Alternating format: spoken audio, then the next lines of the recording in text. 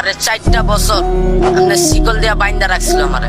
তখন আমি খুব ছোট, আমার আপন মা মারা যায়। তখন আমার ছোট বোনটা আমার কাছে আসলো। ছোট বোন কাঁদতো, তাই বাবা ডিসিশন নিয়েছিল ছোট বোনটা রাখার জন্য আরেকটা বিয়া করবো। পরে বিয়া করে পড়ানো দিয়ে আরেকটা বিয়া করে, ওই জায়গা থেকে বিয়া করে আমার আরেকটা সৎমা নিয়ে আসে।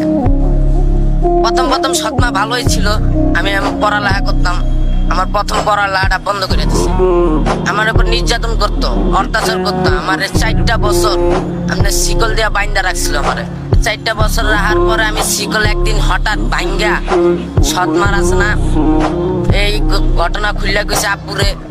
আব্বু এটি ব্যবস্থায় নেয় নাই, বাবার লগে কথাবার্তা করবো, বাবা ব্যবস্থায় নেয় না। উল্টা বাবাই আমারে মারলো। বাবা আমারে চামড়া জুতো দিয়ে আমার শরীরের ভিতরে মারলো, লোহা দিয়ে মারছে, আবার পায়ের ভিতরে লোহা ঢোকা দিছিল একদিন। পরে আমি কিছু কই নাই। বাবা তো বাবাই মারবই, বলার সন্তানরা তো মারতেই পারে বাবাই। আমি এটি কিছু কই নাই। পরে আমার মা যেমন করতো আমি এমন চলতো।